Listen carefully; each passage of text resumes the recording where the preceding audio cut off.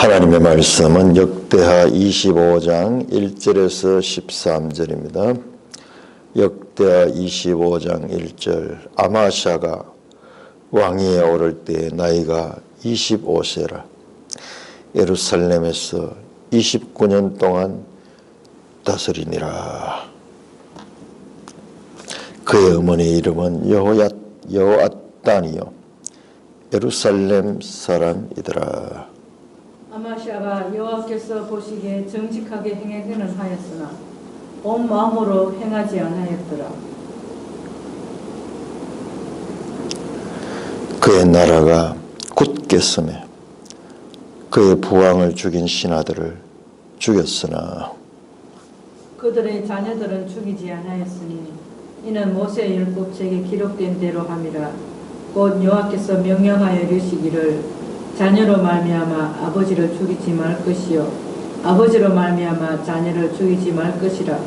오직 각 사람은 자기의 죄로 말미암아 죽을 것이니라 하셨더라.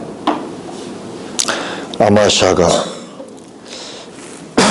유다 사람들을 모으고 그 여러 족속을 따라 천부장들과 백부장들을 세우되 유다와 베냐민을 함께 거리하고 20세 이상으로 계수하여 창과 방패를 잡고 능히 전장에 나갈 만한 자 30만 명을 얻고 또 은 100달란트로 이스라엘 나라에서 큰 용사 10만 명을 고용하였더니 어떤 하나님의 사람이 아마샤에게 나와서 이르되 왕이여 이스라엘 군대를 왕과 함께 가게 하지 마옵소서. 여호와께서는 이스라엘 곧 온 에브라임 자손과 함께 하지 아니하시나니 왕일만이 가시거든 힘써 싸우소서. 하나님의 왕을 적군 앞에 엎드러지게 하시리다. 하나님은 능히 돕기도 하시고 능히 패하게도 하시나이다 하니. 아마샤가 하나님의 사람에게 이르되 네가 100달란트를 이스라엘 군대에게 주었으니 어찌할까? 하나님의 사람이 말하되 여호와께서 능히 이보다 많은 것을 왕에게 주실 수 있나이다 하니라. 아마샤가 이에 에브라임에서 자기에게 온 군대를 나누어 그들의 고향으로 돌아가게 하였더니 그 무리가 유다 사람에게 심히 노하여 분연히 고향으로 돌아갔더라. 아마샤가 담력을 내어 그의 백성을 거느리고 소금 골짜기에 이르러 세일 자손 10,000명을 죽이고 유다 자손이 또 10,000명을 사로잡아 가지고 바위 꼭대기에 올라가서 거기서 밀쳐 내려 떨어서 그들의 온몸이 부서지게 하였더라. 아마샤가 자기와 함께 전장에 나가지 못하게 하고 돌려보낸 군사들이 사마리아에서부터 벳호론까지 유다 성읍들을 약탈하고 사람 3,000명을 죽이고 물건을 많이 노력하였더라. 오 하나님 아버지, 오늘 또 이스라엘 열왕들 가운데 아마샤 기사를 통하여 우리에게 말씀하시니 은혜를 감사드립니다. 하나님의 뜻하신 대로 말씀을 바르게 깨달을 수 있도록 지도하여 주옵소서. 우리 주 예수 그리스도의 이름으로 감사하며 기도드리옵나이다. 아멘. 자, 이제 요아스가 죽고 그 아들 아마샤가 25세 때 왕위에 오르고 29년 동안 다스리니까는 54세에 죽었는 것 같아요.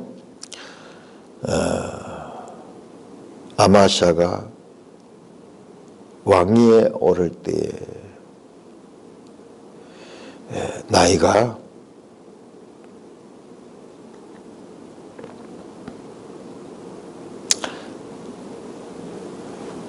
25세였다. 그 어머니 이름은 여호앗단이요 예루살렘 사람이더라.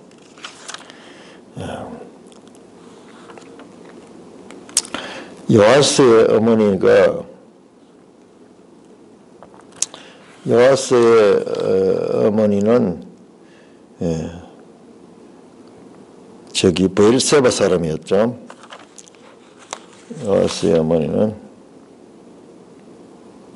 그렇네요. 24장 1절에 보는 건 그의 어머니 이름은 시비요 브엘세바 사람이더라.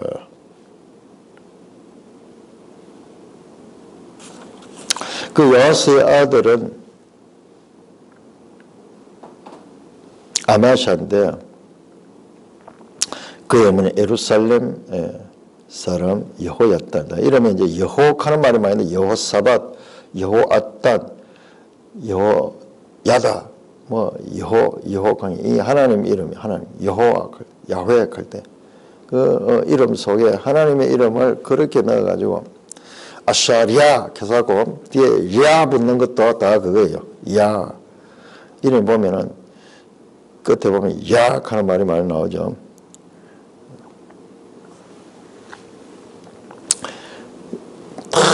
하나님과 이 하나님을 잘 섬기고 하나님과 함께하고 하나님께로부터 복받겠다는 그런 의지가 이름들을 그렇게 쓰게 만들고 있습니다.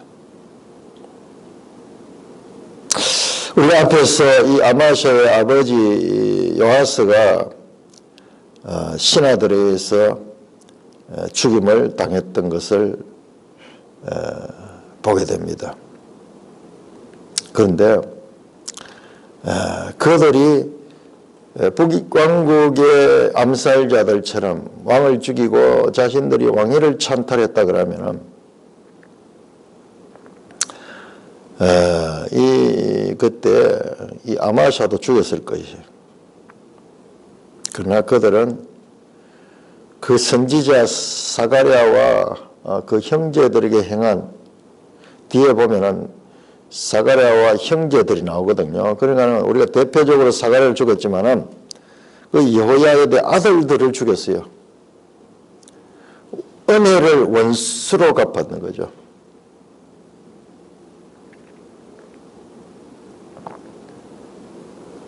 거기에 대해서 분개한 신하들이 그 아마샤를 여호아스를 암살했습니다.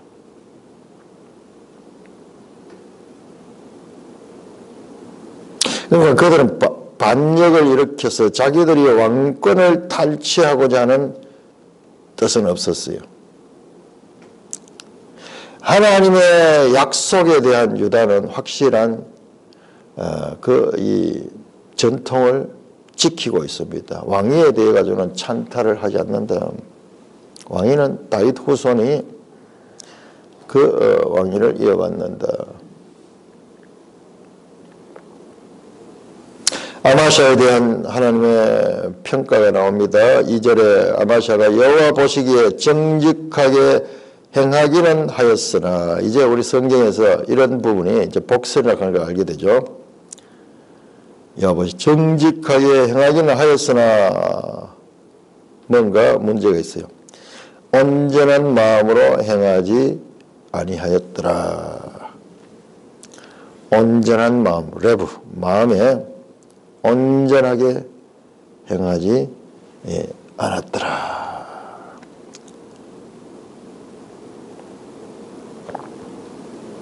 그러니까는 이 아마샤의 경우 정직하게 행하기도 했지만은 그러나 온전하게 행하지 않았다. 이 생에도 어떻게 될 것인가, 우리가 뭔가 복선이 깔려 있습니다.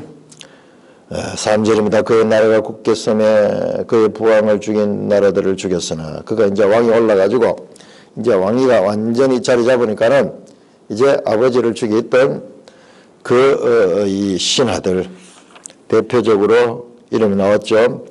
사밧과 여호사밧. 사밧과 요사밧. 암몬 여인 시므아의 아들 사밧과 모압 여인 시므리스 아들 요사밧. 이분들이 다 어머니가 요단 동편의 외국인들이네요. 아마 거기에도 좀 뭔가 이 의미가 있을 거예요. 이들이 복수심을 가지고 그 왕을 죽였다. 이 성경에 보면은 그것을 우리가 그냥 보면은 세상적인 관점에서 보면은 왕을 죽인 것을 참 잘했다. 지 죄에 대한 형벌을 이들을 통하여 받았다. 그렇게 볼 수 있는데 성경은 그것을 그렇게 평가하지 않는 것 같아요. 그럼에도 불구하고 사람을 왕을 죽일서는 안 된다. 그런 것 같아요. 그래서 이 아들 아마샤가 그 부왕을 죽인 신하들을 죽였다. 그러나 그들의 자녀들은 죽이지 아니했다.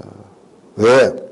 모세율법 신명기 24장 16절대로 자녀로 말미암아 아버지를 죽이지 말 것이야. 아버지로 말미암아 자녀를 죽이지 말 것이다. 오직 각 사람은 자기 죄로 말미암아 죽을 것이다. 이거 아주 중요한 말씀인데요.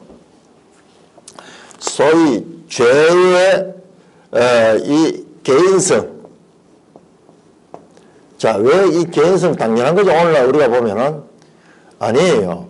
이 당연한 것이 아니고 연좌제 강의 연좌제.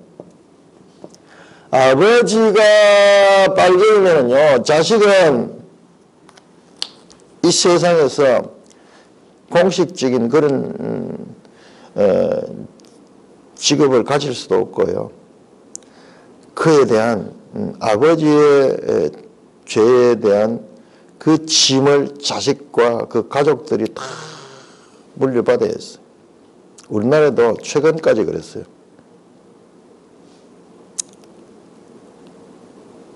지금은 이런 말들이 없어져 버렸잖아요. 없어졌는데 연좌제 하는 거.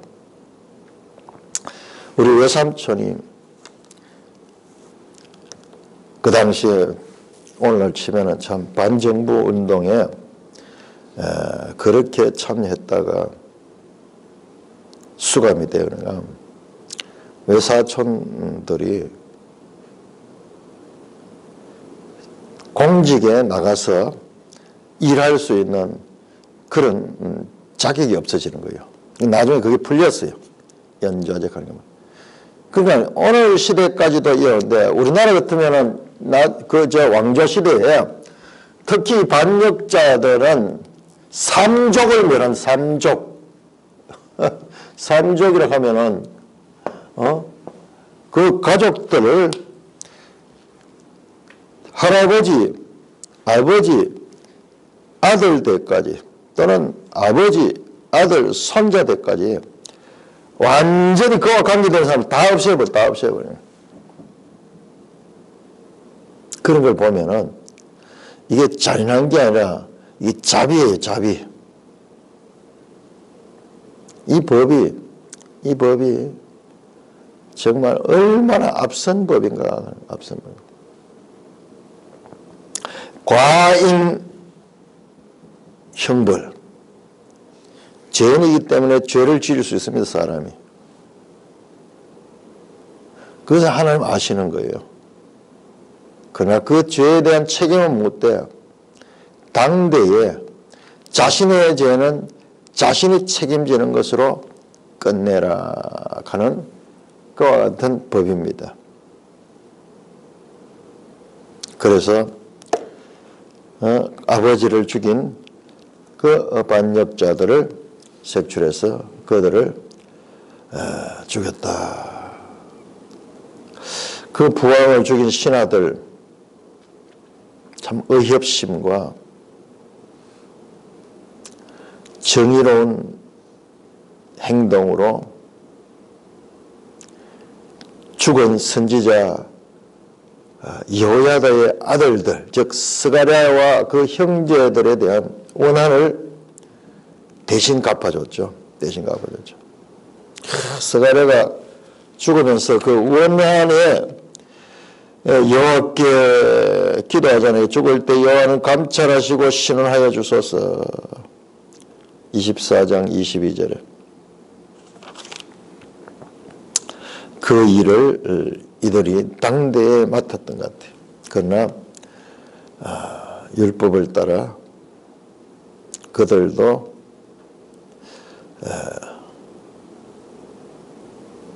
체형을 당했습니다.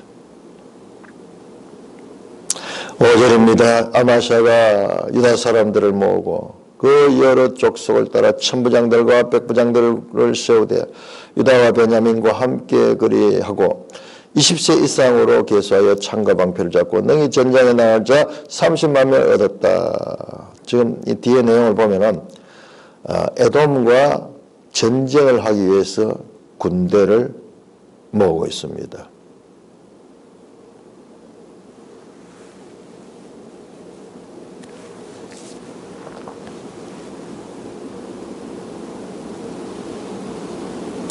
군대를 정비하고 유다와 베냐민, 그러니까 지금 남유다는 이 두 지파밖에 없죠.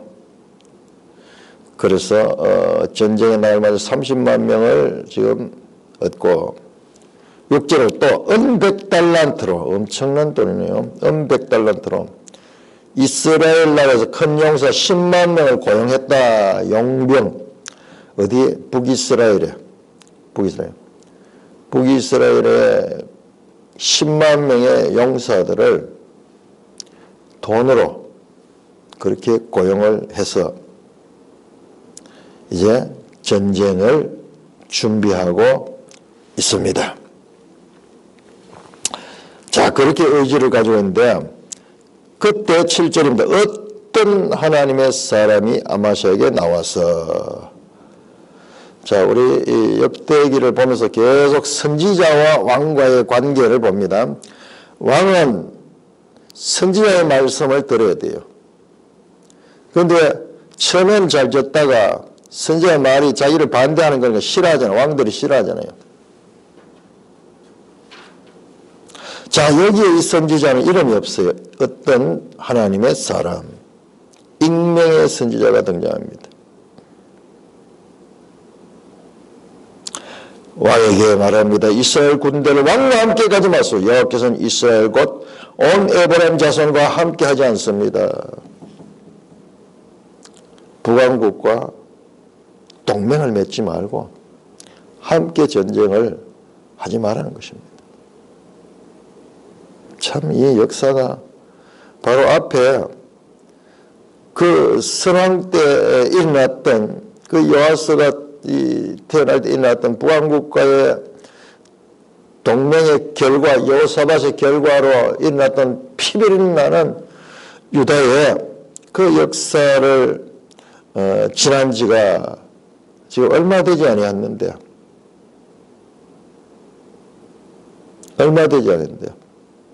다시 이 아들대에 가서 북왕국과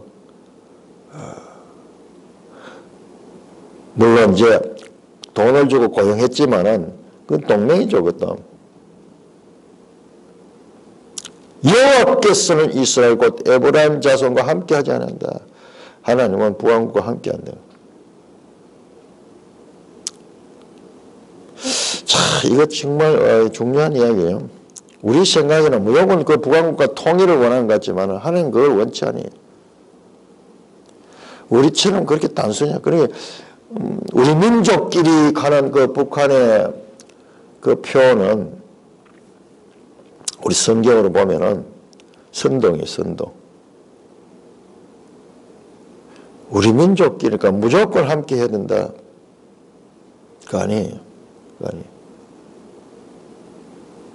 앞에서 봤듯이 그런 단순한 생각을 가지고 함께 했다가 결과가 어떻게 됐습니까? 두 나라가 다 망할 지경이 돼. 사람의 생각과 하나님의 생각이 이렇게 다르다는 것을 우리가 알아야 돼. 8절입니다. 왕이 만일 가시거든 힘써 싸우소서. 하나님의 왕을 적군 앞에 엎드리지거든.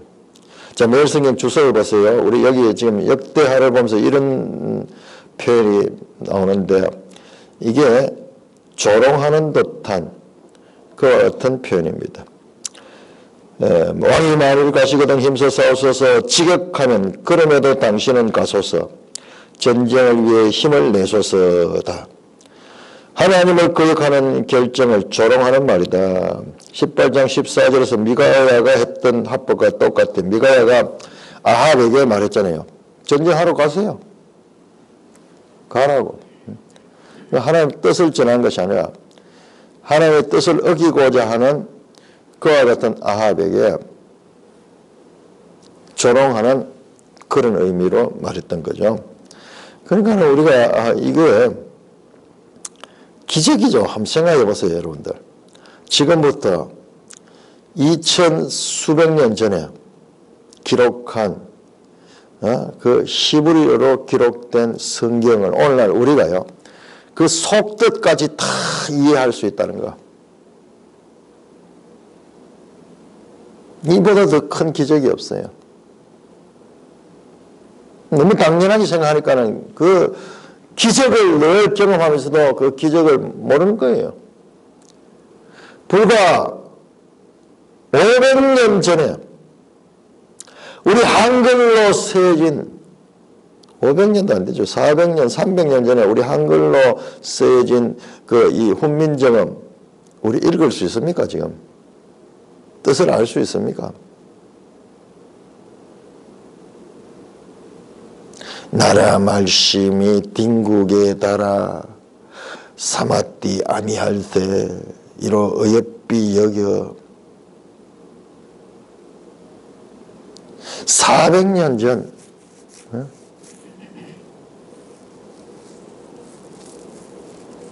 아니요. 우리가 지금 이승만 대통령이 글 썼는 것들 봐도 지금 우리가 너무 낯설게 보여요. 표현이 우리가 알 수 없는 표현. 그런데 2800년 전 그것도 히브리어로 기록된 내용을 오늘 우리가 자세하게 그 속뜻까지 반어법까지 그렇게 이해할 수 있다는 거 참으로 하나님의 은혜고 하나님의 지혜로 가능한 거예요. 자, 그러면서 하나님은 능히 돕기도 하시고 능히 피하기도 하시나이다.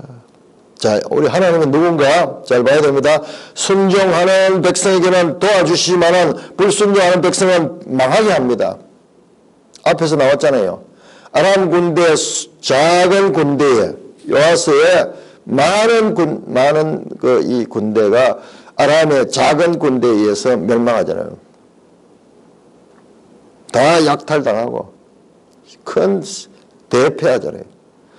그 하나님의 전쟁은 수와 전략과 무기에 많고 적음에 있는 것이 아니라 순종하느냐 불순종하느냐에 있다. 이스라엘 백성에게 하나님은 늘 승리하게 하시는 하나님이 아니라 이스라엘 백성들의 반응에 따라서 그 순종할 때는 도와주시면은 불순종할 때는 이길 수 있는 전쟁도 패하게 하시는 분이 하나님이시다. 그 말을 듣고 아마시아가 하나님의 사람에게 이르되, 여기 이 하나님 사람 선지자의 이름이 안 나오잖아요. 내가 100달란트를 이스라엘 군대에게 주었으니 어찌할까? 그런데 내가 이미 돈을 다 지급해버렸다. 엄청난 손해를 입게 됐다.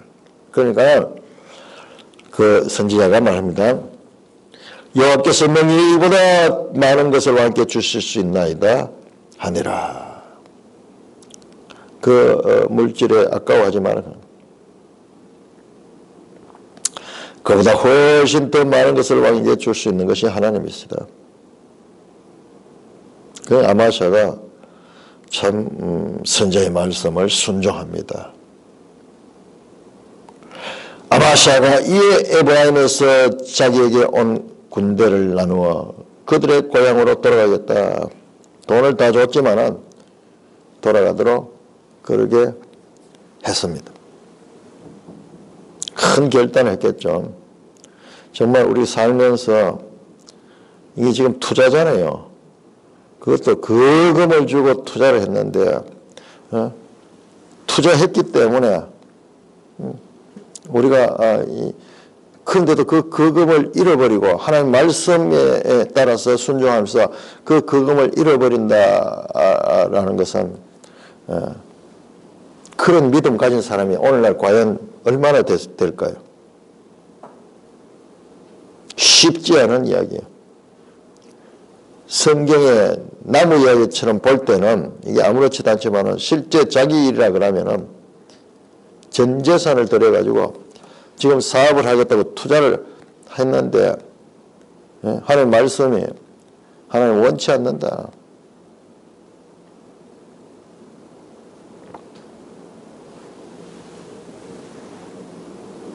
선지자가 말합니다. 물질 때문에 연연하지 마세요. 여호와께서는 능히 이보다 더 많은 것도 왕해 줄 수 있습니다. 이에 아마샤가 에브라임에서 자기의 군대를 돌려보내고요. 그러니까는 그 이스라엘 용병들이 그 무리가 유다 사람에게 심히 노하고 분연히 고향을 돌았다. 왜 이들이 노했을까요? 싸우지도 않고 그저 공짜로 돈을 벌여가지고 가는데 심히 노하여 분연히 고향으로 돌아갔다. 막 욕을 하면서 유다 사람에게 심히 노했다. 이 당시에 전쟁을 하면은요, 이런 용병들이 돈도 받지만은 나중에 전쟁에서 이기게 되면 전리품도 취하게 돼, 전리품. 그런데 이 돈은 받았지만 전리품은 못 취했잖아요. 전쟁에 참여하지 않았기 때문에. 그리고 이 용사들은요, 군대 전쟁을 위해서 준비된 사람들이야. 그러니까는 돈만 버려가지고 야, 잘 됐다 그러면서 돌아오지 못하는 거예요. 그 심히 노하여 분연히 고향을 돌아갑니다. 하나님 말씀을 들었다가 이상한 인간이 되어버렸어요. 뿐만 아니라 뒤에 보면은 하나님 말씀에 순종했다가 엄청난 재앙도 당합니다.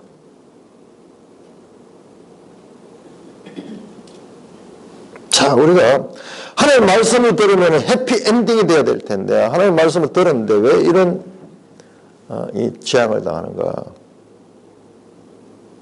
그게 성경이에요.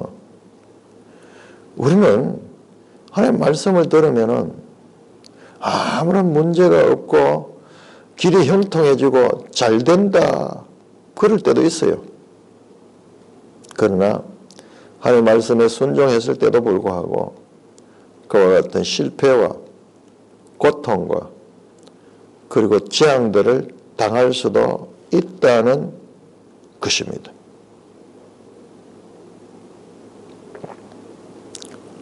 우리가 이런 성경을 보기를 원치 않죠. 그럼 뭔데 하나님 믿노? 거기서 이제 속마음이 나오잖아요. 하나님을 왜 믿느냐? 내 이익을 위해서 믿고 있잖아요. 하나님 존재 자체 때문에 믿는 것이 아니라 하나님이 나를 도와주시는 거래를 하고 있다. 하나님과 거래를 하고 있다는 거예요.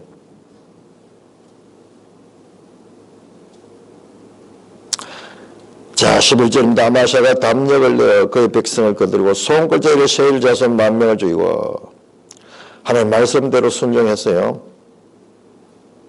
10만 용병이 없음에도 불구하고 자기 군대를 가지고 그렇게 소금 골짜기에 이르러 세일 자손 10,000명이 에돔이죠. 세일 자손 10,000명을 죽이고 유다 자손이 또 10,000명을 사로잡아 가지고 바위 꼭대기에 올라가서 거기서 밀쳐떨었다. 여기가 장소가 어디냐 그러면 한번 볼까요? 우리 지도책 36쪽 한번 보세요. 여기가 페트라 지역이에요. 페트라 하는 게 뭡니까?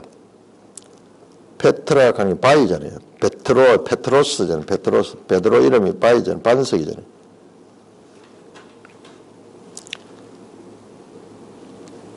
지도 36쪽에 보시면은 37쪽에 이 장소는 에돔 보이죠? 그 사해 밑에 에돔 이 지역이고, 에돔 밑에 보세요. 보스라가 있고, 그 다음 그 밑에 제일 끝에 페트라가 있죠. 페트라. 이 페트라가 지금 바로 옆에 나오는 그림 36쪽에 나오는 바이산,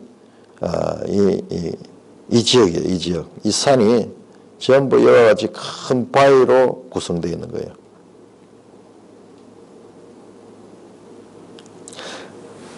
그 높은 산에 올라가서 사람들을 떨어뜨려 주겠다 하는 그 실감이 나잖아요. 완전 돌산이에요, 돌산. 온몸이 부서졌다.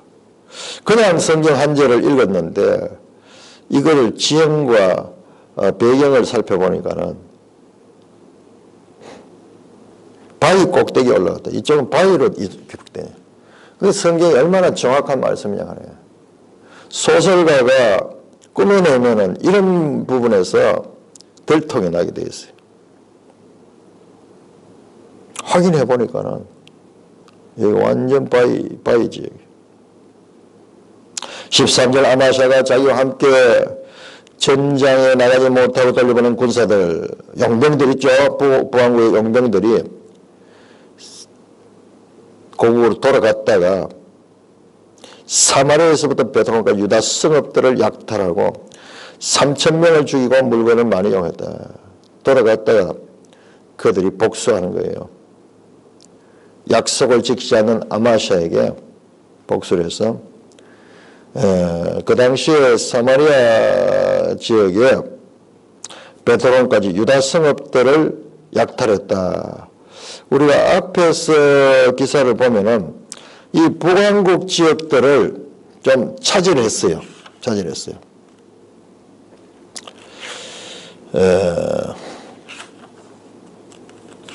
그때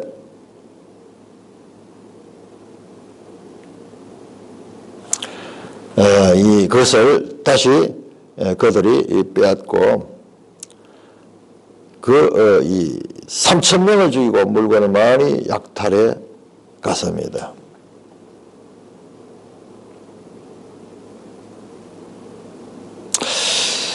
하나님 말씀에 순종한 결과,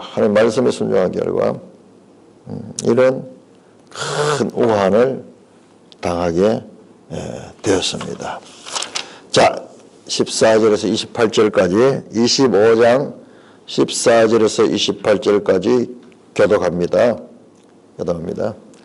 14절, 25장 14절 아마샤가 에돔 사람들을 죽이고 돌아올 때 세일 자손의 신들을 가져와서 자기의 신으로 세우고 그것들 앞에 경배하며 분향한지라. 그러므로 여호와께서 아마샤에게 진노하사 한 선지자를 그에게 보내시니 그가 이르되 저 백성의 신들이 그들의 백성을 왕의 손에서 능히 구원하지 못하였거늘 왕은 어찌하여 그 신들에게 구하나이까 하며 선지자가 아직 그에게 말할 때 왕이 그에게 이르되 우리가 너를 왕의 모사로 삼았느냐 그치라 어찌하여 맞으려 하느냐 하니 선지자가 그치며 이르되 왕이 이 일을 행하고 나의 경고를 듣지 아니하니 하나님이 왕을 멸하시기로 작정하신 줄 아노라 하였더라. 유다왕 아마샤가 상의하고 예후의 손자 여호아하스의 아들 이스라엘 왕 요아스에게 사신을 보내어 이르되 오라 서로 대면하자 한지라. 이스라엘 왕 요아스가 유다 왕 아마샤에게 사람을 보내어 이르되 레바논 가시나무가 레바논 백향목에게 전가를 보내어 이르기를 내 딸을 내 아들에게 주어 아내로 삼게 하라 하였더니 레바논 들짐승이 지나가다가 그 가시나무를 짓밟았느니라. 내가 에돔 사람들을 쳤다고 내 마음이 교만하여 자긍하는도다. 내 궁에나 있으라. 어찌하여 화를 자초하여 나와 유다가 함께 망하고자 하느냐 하나. 아마샤가 듣지 아니하였으니 이는 하나님께로 말미암은 것이라. 그들이 에돔 신들에게 구하였으므로 그 대적의 손에 넘기려 하심이더라.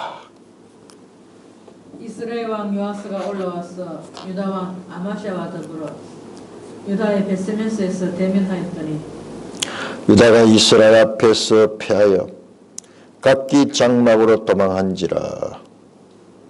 이스라엘 왕 요아스가 베스메스에서 여호아스의 손자 요아스의 아들 유다 왕 아마샤를 사로잡고 예루살렘에 이르러 예루살렘 성벽을 에브라임 문에서부터 성 모퉁이 문까지 400규빗을 걸고 또 하나님의 전 안에서 오벳에돔이 지키는 모든 금은과 그릇과 왕궁의 재물을 빼앗고 또 사람들을 볼모로 잡아가지고 사마리아로 돌아갔더라. 이스라엘 왕 요아스의 아들 요아스가 죽은 후에도 유다 왕 요아스의 아들 아마샤가 15년간 생존하였더라. 아마샤 이외의 처음부터 끝까지 행적은 유다와 예루살렘 열왕기에 기록되지 아니하였느냐. 아마샤가 돌아서서 여호와를 버린 후로부터 예루살렘에서 무리가 그를 반역하였으므로 그가 라기스로 도망하였더니 반역한 무리가 사람을 라기스로 따라보내어 그를 거기서 죽이게 하고 그의 시체를 말에 실으다가 그의 조상들과 함께 유다 성읍에 장사하였더라. 자, 이 어떻게 아버지 요아스와 똑 닮은 아들의 모습을 보게 됩니다. 이렇게 전반부에 믿음으로 피해를 감수하면서까지 믿음으로 승리했던 아마샤가 에돔 사람을 죽이고 돌아올 때 에돔과의 전쟁에서 그렇게 승리해서 돌아올 때 세일 자손의 신들을 가져와서 자기의 신을 세우고 그것들 앞에 경배하며 분향했다. 자, 앞에서 나왔을 때 아마샤에 대한 평가가 그렇게죠. 여호와 보시기에 정직하게 행하지 않았으나 온전한 마음으로 행하지 않았다. 여기에 마음이 없던 거예요. 마음이. 지금 13절까지 기사에서는 이 평가에서 앞달락이고 여호와 보시기에 정직히 행했다. 그러나 지금 14절 이후로는 온전한 마음으로 행하지 않는 결과를 지금 보여줍니다. 전쟁에서 하나님 말씀에 순종해서 승리했잖아요. 북이스라엘 용병 10만 명이 없이도 자기들 힘으로 싸워서 승리했잖아요. 그때 아마샤가요, 보면은 표현이 기가 막힙니다. 아마샤가 11절에 보면은 담력을 내어 그 백성을 거느리고 큰 믿음을 가지고 담대하게 전쟁에서 이겼는 거예요. 근데 너무 엉뚱한 짓을 하는 거예요. 그 전쟁에 이기고 그 세일 자손의 신들을 가져와서 자기 신으로 세우고 그것들 앞에 경배하며 분향하는 거예요. 그러므로 그 결과 여호와께서 아마사에게 진노하사 한 선지자를 그에게 보내시네요. 하나님께서 그 아마샤에게 선지자를 보냅니다. 그 선지자가 저 백성의 신들이 그들의 백성을 왕의 손에서 구원하지 못했고 왕이 어찌하여 그 신들을 구하여 아니 너가 하나님을 힘입어가지고 싸워서 승리했는데 어찌하여 너에게 패배한 그날의 신들을 하나님 대신 섬기느냐 말이 되느냐.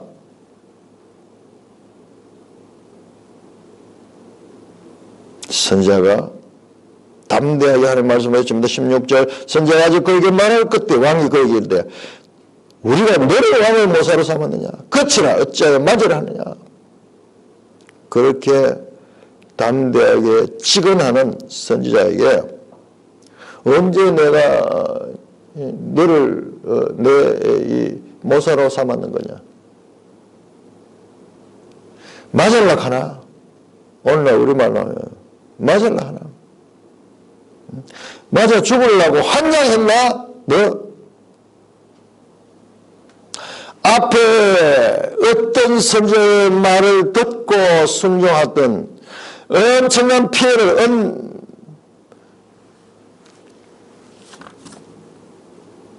100달란트를 손해를 보면서까지, 그리고 그들과의 관계에 있어가지고 엄청난 이 부담스러운 관계, 그 결과로 그로 인해서 많은 피해를 실제로 받았음에도 불구하고 믿음으로 선지자의 말에 순종했던 아마샤가 전쟁에서 이기고 돌아오니까는 여기에 표현 없지만 교만해졌는 거예요. 교만해졌는 거예요.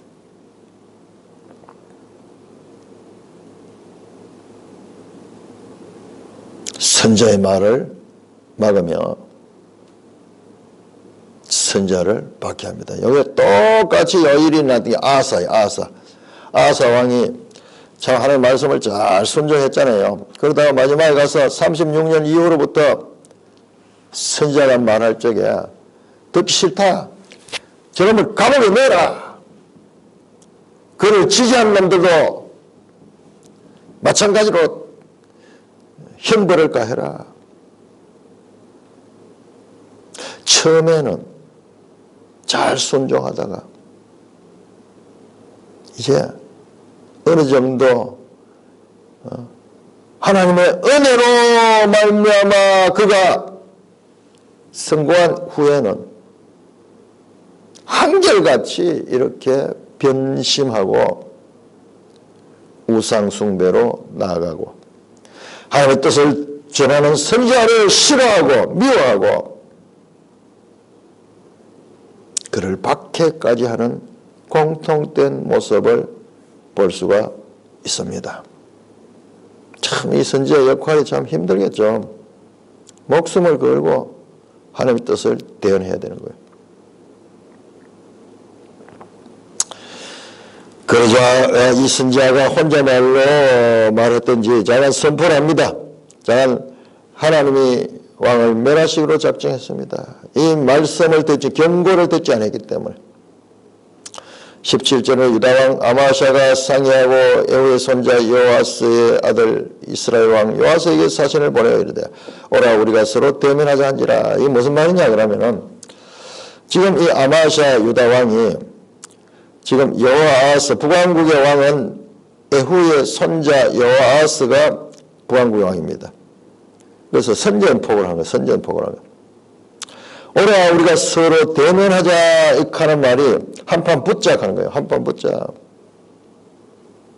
그러자 이스라엘 왕 여호아스가 유다왕 아마샤에게 사람을 보내 이르되 이스라엘 왕 요아스가 지금 우리가 이름이 막 헷갈려요. 이름이 뭐 같은 이름들이 이 나라 저 나라 막 섞여 있기 때문에 그런 거예요. 이스라엘 왕 요아스 그러니까 앞에서는 17절에는 에후의 손자 여호아스의 아들 이스라엘 왕 요아스 같은 요아스네요. 그 보고 이스라엘 왕은 요아스고 지금 유다 왕은 아마샤죠. 헷갈리는 게 우리가 바로 이 아마샤의 아버지가 요아스야. 그럼 이름이 막 이렇게 겹쳐지는 거예요. 외국 사람들은 우리나라도 마찬가지예요. 전부 다 김씨고 북한에도 김씨고 뭐 남한에도 김영삼 대통령, 김대중 대통령이라 좀 김씨고 헷갈렸을 거예요.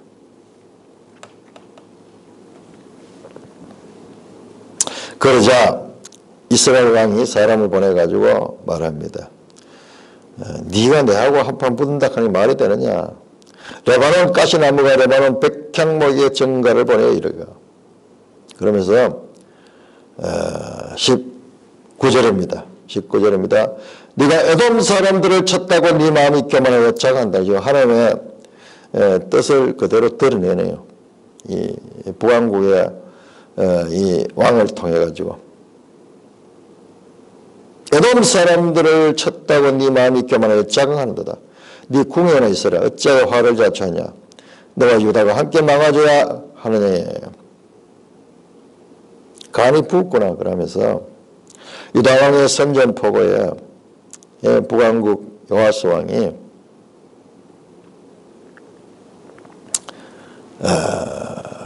대응하고 있습니다. 북왕국은 전쟁하기 싫은 거예요. 그러나 아마 아마샤가 듣지 않았다. 20절 아마샤가 듣지 않았다. 고집이 있는 거예요. 이 전쟁에서 한번 승리하고 나니까 이제 북왕국하고도 전쟁해가지고 또 승리할 것이라는 그런 이 교만한 마음이 들었는데 알고 보니까는 그것은 이는 하나님께로 말미암은 것이라. 그들이 에돔 신들에게 구하였으며 그 대적의 손에 넘기려 하심이라. 여기 지금 이 단어예요. 에돔 신들에게 구하라 하는 이 말이 다라시예요. 다라시. 지금 이 다라시 했다.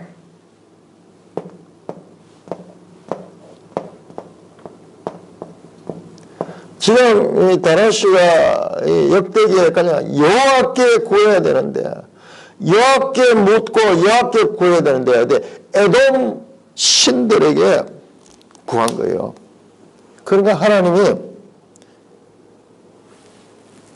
그에게 고집스러운 마음을 줘가지고 하나님의 심판인 거예요. 이 고집이 하나님의 심판으로부터 온 거예요. 이는 하나님께로 말미암은 것이라. 남북이 갈라졌을 적에 전쟁을 하러 가려 하는 그 르호보암에게도 이렇게 말씀하셨죠. 이 하나님께로부터 말미암은 거다.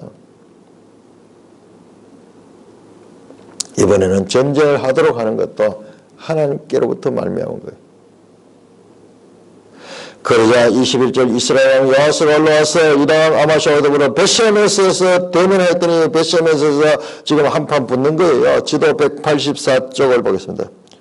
지도 184쪽 벳셰메스. 자, 벳셰메스가 어디입니까? 유다 지역이네요. 유다 지역에 그 벳셰메스 북이스라엘과 여기에서 지금 북왕국과 남왕국이 지금 전쟁을 치르게 됩니다. 마주되어 있습니다. 22절 유다가 이스라엘 앞에 패하여 각기 장막으로 도망해요. 전쟁에서 유다가 패했습니다. 도망갑니다.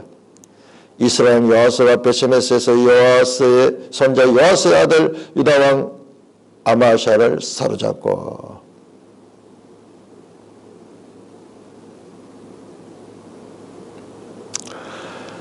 이스라엘 왕이 이 아마샤를 포로로 사로잡아 예루살렘 성벽을 에브라임 문에서 성모퉁이 문까지 400규빗을 흘고 예루살렘까지 들어와가지고 예루살렘 성벽을 허물어버렸습니다.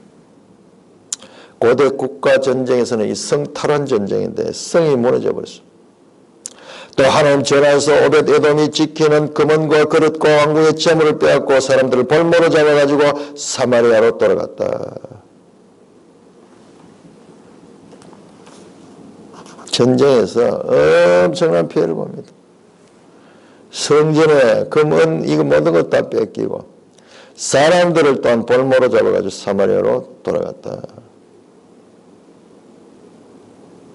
25절 이스라엘 여호아스의 아들 여호아스가 죽은 후에도 유다왕 여호아스의 아들 아마샤가 15년간 생활했다.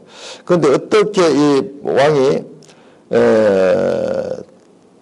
사로잡혀 갔는데 다시 돌아왔어요. 죽이진 않았어요. 그래서 북왕국의 요아스 왕이 죽은 후에도 유다왕 아마샤는 15년간을 생명했다. 아마샤 이후에 처음부터 끝까지 행전 유다와 이스라엘 열왕기에 기록된 아마샤가 돌아서서 여호와를 버린 후부터 예루살렘에서 무리가 그를 반역하였습니다. 그가 라기스로 도망했다가 반역한 무리가 사람을 라기스로 따라보내어 거기서 그를 죽이게 하고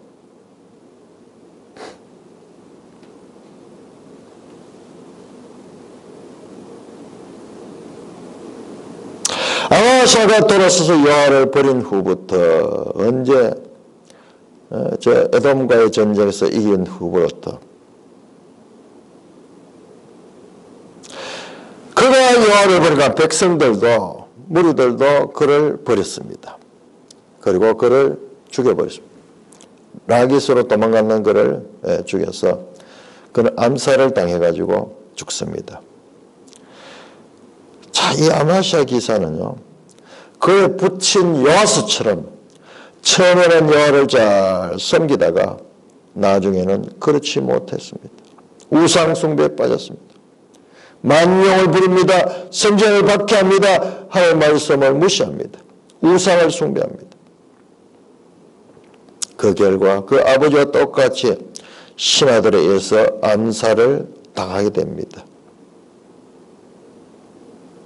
요아스와 아마샤 두 명의 유다왕은 부자지간이면서 처음에는 신실했다가 나중에는 불순종하고 그 결과 하나님의 심판을 받아서 살해당하는 그런 면에서 공통점을 가지고 있습니다.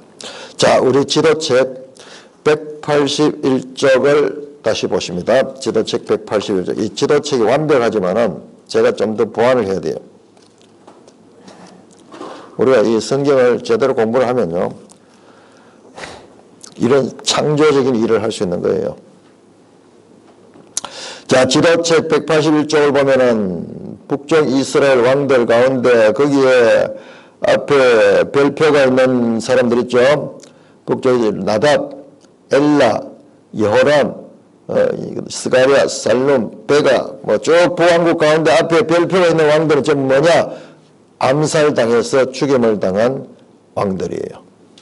그래서 정권이 바뀌면서 왕조가 바뀌는 그런 일들이죠. 그걸 제가 이렇게 설명했죠.